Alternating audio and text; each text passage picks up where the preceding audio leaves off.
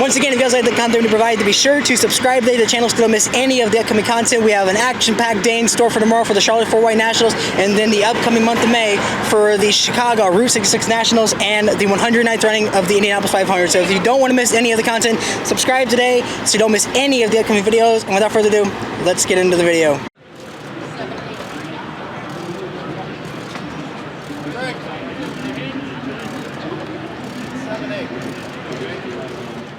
When fans arrived for the second day of the Charlotte 4 White Nationals, they were greeted to a beautiful Saturday North Carolina afternoon with a cool spring breeze that blew across the zMax Dragway as they packed the stands in anticipation for another incredible day of drag racing after a historic night. Brittany Force came to the track today with an extra pep in her step after breaking a 340-mile-an-hour speed barrier during last night's session. Many point to the removal of the canard wings as a difference maker on the run, but she believes there's a lot more involved in that. To give the credit to David Grubnick, John Collins, these guys that tune this car. You know, we've set records since Dave Grubnick came on in 2019, track records, mile per hour ET. We've done a lot over the years. A lot of people are asking about the mud flaps. Honestly, we don't have enough runs to be able to point the finger and say that's it. I think it's this team. I think it's these crew chiefs and all of the pieces coming together. Shawn Langdon also made history that night, becoming the third driver in series history to go 300 miles an hour to the 8th mile, highlighting not only the speed he's able to carry, but the consistency in being able to do it, which has made him a championship heavyweight. Yeah, I mean, you know, obviously we had a few years that we struggled there, and you know, it's a tough pill to swallow, but when Brian came in, you know, I felt like he really changed the dynamic of this team, and you know, the guys working on the car here behind me, man, they've done such a great job the last year and this year, and you know, just everything kind of seemed like it clicked, and so for a driver, I felt like, you know, it just gave me a lot of confidence going into race days, and you know, felt like I could do my job a little bit better, and so that's been my focus, is to do my job, you know, a little bit better than I felt like. You know, I always felt like I gave 100%, but felt like now I give 101%, and you know, I feel like we have a good car that can compete every week, and you know, hopefully that'll parlay into this year running for the championship. Paulie continues to improve his performance as every session progresses, and with the upcoming summer months bringing the heat setups into play, he feels confident that's where they'll be able to stride. Oh yeah, for sure. I mean, we actually do really good on hot tracks. I mean, that's what Phoenix was. Phoenix was really hot, and we won the race. And Vegas, we were #1 qualifier, and it was very hot there too. So yeah, we have a good tune-up for hot tracks. And the Jim Head Racing rookie Spencer Hyde once again impresses the field. After failing to qualify for the first 2 events, he has gone on to be one of the top performers in the class, scoring a round win at Pomona, winning the Too Fast, Too Tasty Challenge in Vegas, and advancing to the final round the following day. And now for the 3rd event in a row is the driver to watch as he enters Saturday 4th in the class and quickly getting the hang of driving a funny car. Nothing really changed. We had some pretty unfortunate circumstances the first couple races. Gainesville, we only got 2 qualifiers, and we made a really good run Friday night, and I hit a cone down there and got DQ'd, so we didn't get a chance to get any more on Saturday, so we went home from that one. Phoenix, same thing. We missed a good session Friday night due to a fuel line leak. Just, you know, kind of an unfortunate circumstance. And then, yeah, we went a couple rounds of Pomona. You know, won the taco race in Vegas, qualified #3, I think. And, you know, we're currently qualified 4th here. So this team knows how to win. Just taking me some laps to get used to the car, and I think we're slowly getting there. But this thing's a handful, and it's, you know, I've only got 30 runs in the car, so it's probably going to take 50 to 75 runs to really get a handle on it, and we're getting there. His Saturday would end in frustration, however. After his run in Q4, there was a miscommunication with the flagger on the top end, causing Paulie's parachute to catch on Spencer's nose, ripping it apart in the process.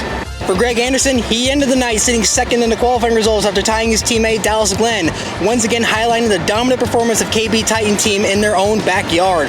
You know, it's a tough thing. I've certainly been in that situation many times, and it's tough. And once you get just a tick behind, it's just natural that you make moves you probably shouldn't have made. They seem like, you know, they're desperation moves basically to close the gap, because you know you should be running better than you are. They should be running better than they are. So they're making some moves they probably wouldn't normally make on a normal weekend, and unfortunately they've gone backwards. So it's something they're going to have to dig out. They're going to have to sit down and trace all the steps they've made. They've made some bad moves, and they're certainly not as bad a race team as they're showing right now. But In the meantime, we've got to do the best job we can. And as you said earlier, when the sun is shining, you better make some hay. So that's what we're trying to do because we know every day is not going to be like this the rest of the season. Meanwhile, Erica Enders is finding herself in a struggle to find any bit of missing performance in her elite-powered Camaro. And to make matters worse, they had to do an engine swap between qualifying sessions as they try to hang on till the break after this weekend. I'd like to know what the heck happened in the last 3 months. Our program's definitely taken a very interesting turn, and we're struggling with all 9 of our cars. So we've obviously got an underlying issue that we're working on, and quite frankly, our engines aren't happy. We hurt the last one, so we made a change and swung engines for this final qualifying session. So, I think we're sitting on the bump, and it's not a very good feeling. So we've got a lot of work to do. For reigning champion Gaige Herrera, he arrives to the 4-Wide Nats after a month-long break from the tour. And after winning that season opener in Gainesville, he is once again confident that the team has what it takes to go for the three-peat. It feels good, getting started in Gainesville and having the 6 weeks off, it kind of sucks. You get in the groove, you're ready to go racing, and then it's like, oh no, you got another break. So it's nice to be here, especially back at Charlotte, and we're starting off good so far after 2 qualifiers. We're sitting 1 and 2 as a team. So we're happy to be here and looking forward to the rest of the weekend. No, it feels good. Basically, when I went to 668, that was a picture perfect run. I had to make 0 corrections or anything to hit my shift points, and Matt should be right there with me. He missed it. He even said he missed it. So I feel like today you're going to see it tighten up like it was in Gainesville when we both ran the same ET, and I think we're going to see a lot of that and a lot of tight racing. As for Matt Smith, he's been chasing the Vance and Hines pair all year long, and after a strong start to the season that ended in a nail-biting loss to Gaige Herrera, he feels that the tides could be turning in his team's favor. No, it's good. We got really good power, and we showed our potential down there, and we just haven't showed it here yet. They made a good run last night. We made a good first pass, but we tried something second pass, and it just didn't work. So we'll go back to what we know, go down the track pass, and see what happens today.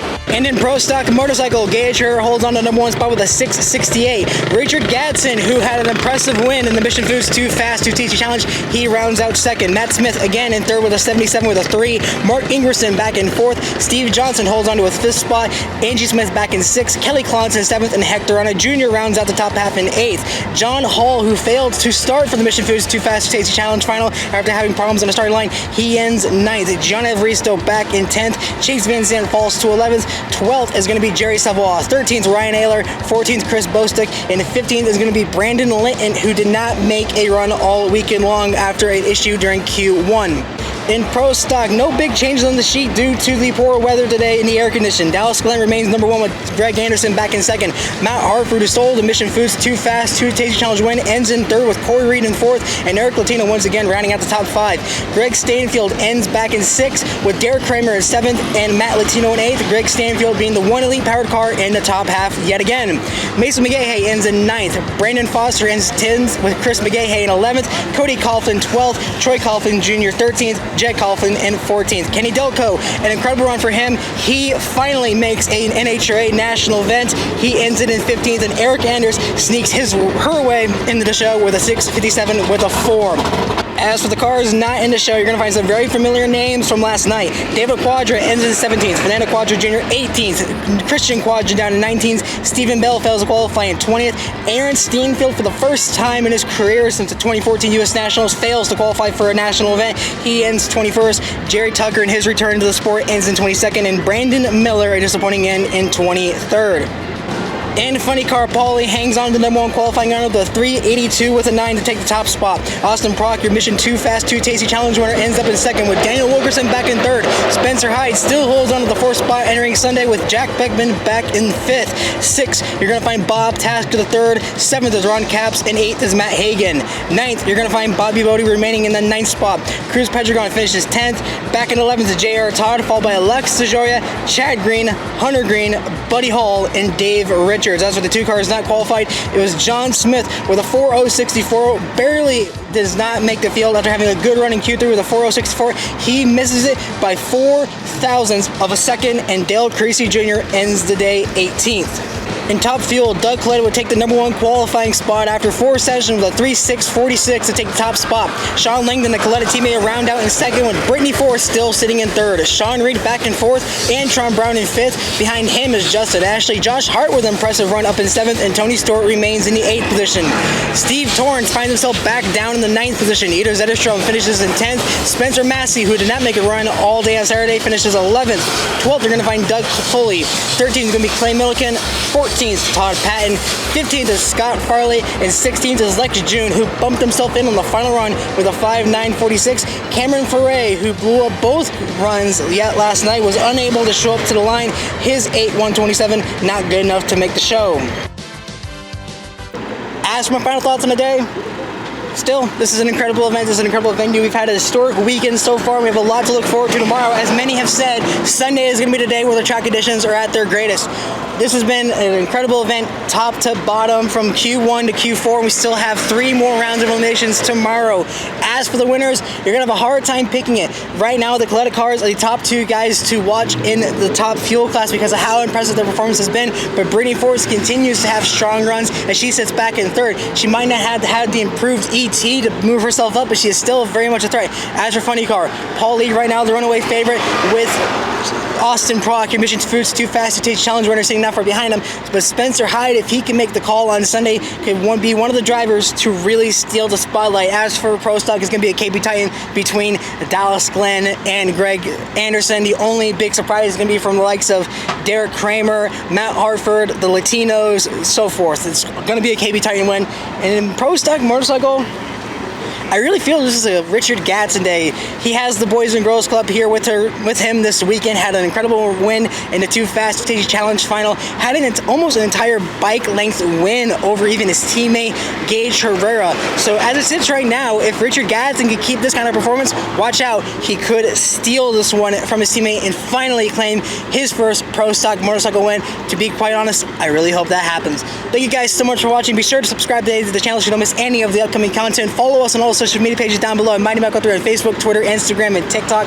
I have met a ton of you guys this weekend. Thank you to everyone who's walked up and said hi to me. It means a lot to me. Again, if it weren't for you guys, I would not be able to make it here for these events. So thank you so much for watching. And until tomorrow afternoon, this has been Mighty Mac. We'll see you next time.